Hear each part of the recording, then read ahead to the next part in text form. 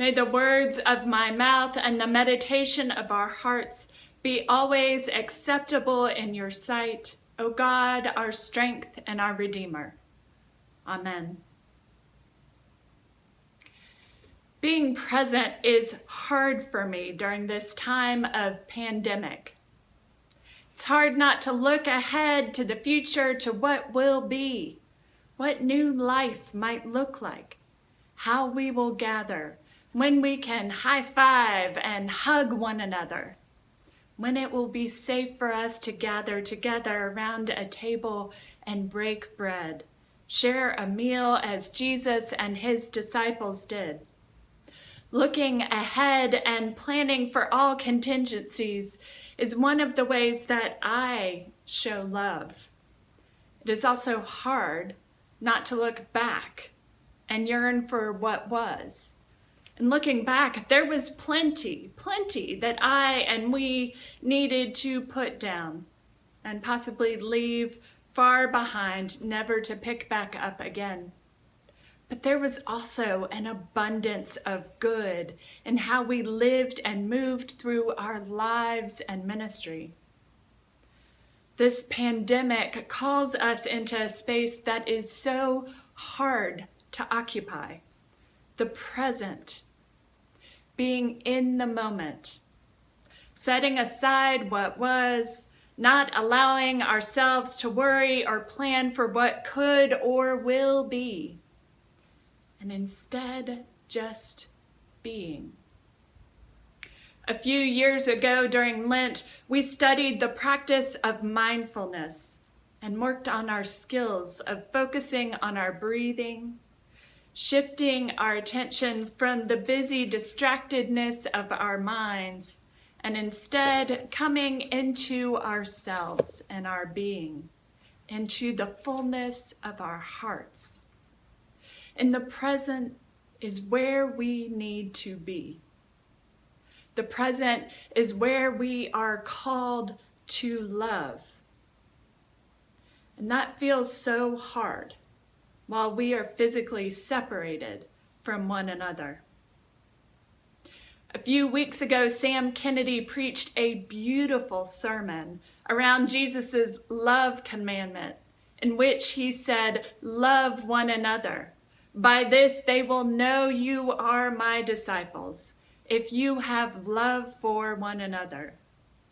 Jesus offers a love so full and all-encompassing that his love does not single out even Peter and Judas, those who will come to abandon him.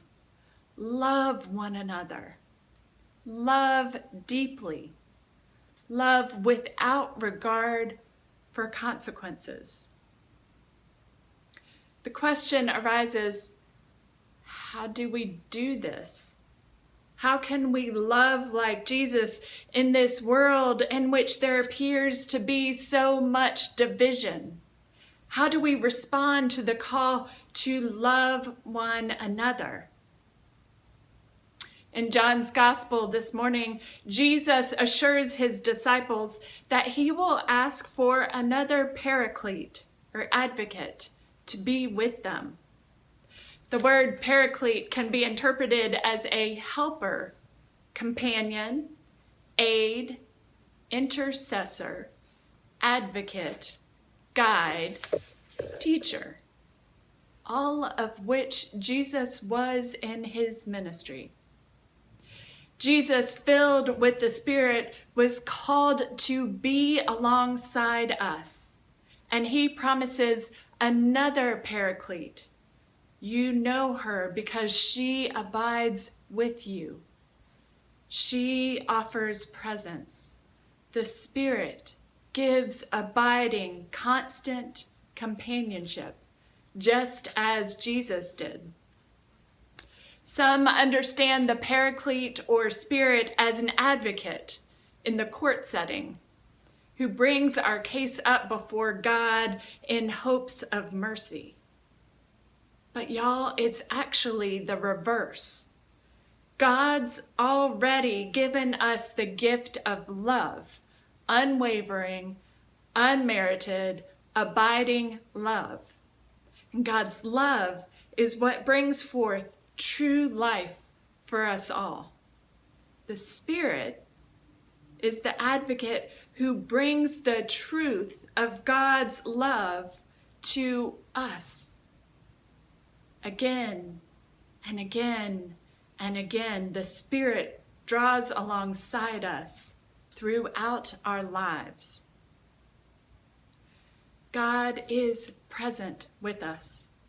In this moment of physical absence from one another, Emmanuel, the great I am, the God who has always been present, abides with us in the Spirit and promises to be with us always.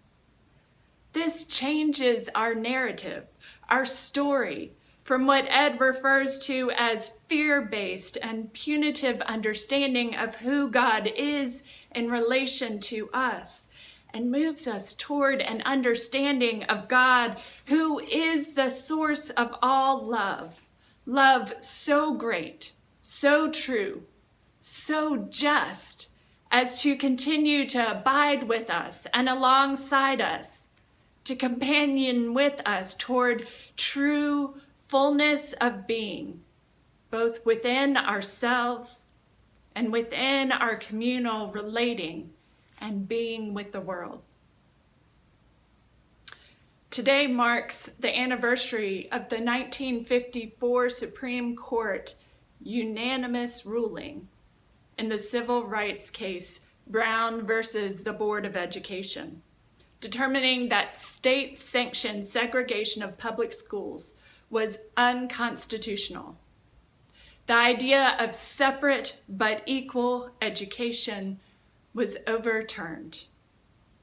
It was a step towards justice, a step towards realizing that what was law and practice in our country did not honor or recognize the fullness of being, the sanctity of each and every human being, with actual impact of degrading not only young brown and black-skinned children, but degrading and causing great harm to our communal relationship with one another. When we are blind to our failure to recognize the other, the embodied person who looks different and worships in a different way and speaks in a different way and moves through the world in a different way than we do, we fail to recognize that embodied person is a reflection of God in the flesh. That same embodied person bears the image and very spirit of God within, just as Jesus did and just as we ourselves do.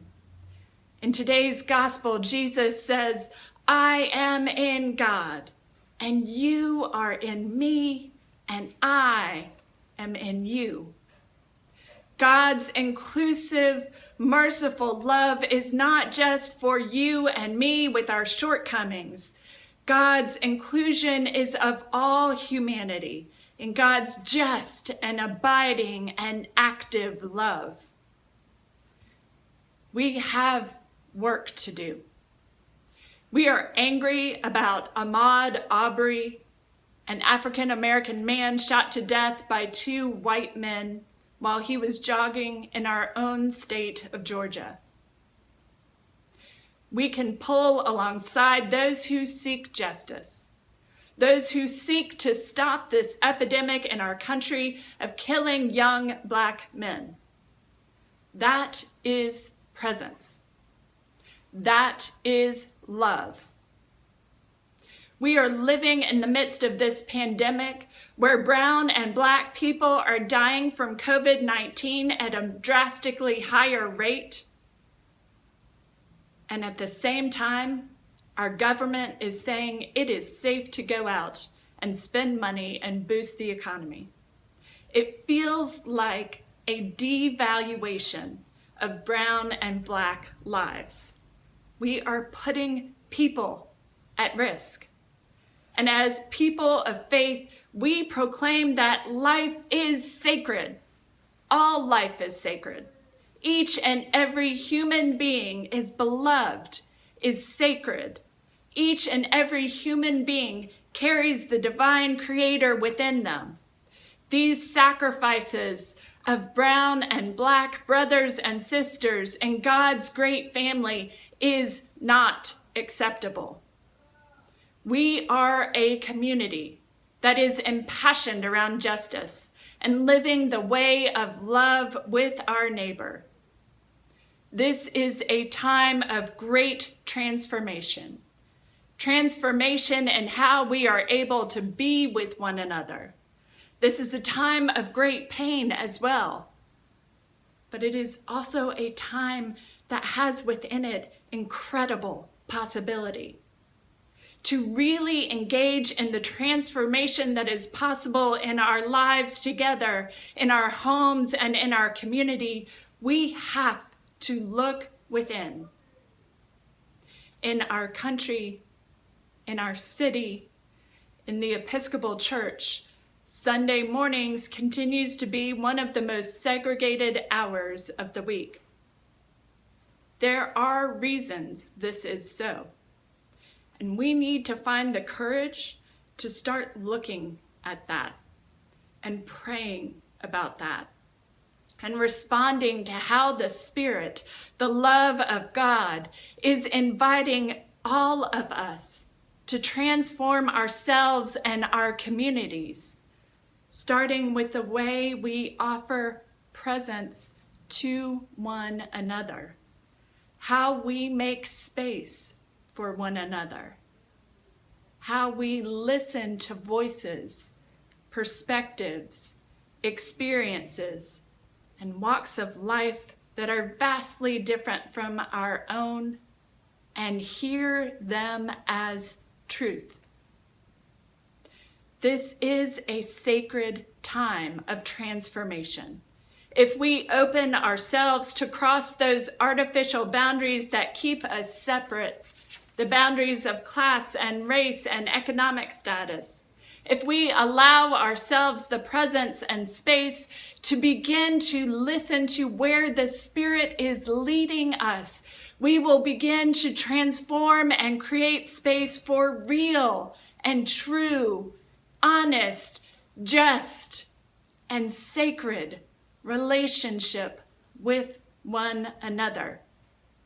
And that is the kind of presence that transforms the whole world. The Spirit of God is with us here, now. We are made by love, for love. Go and be the love God created you to be. Amen.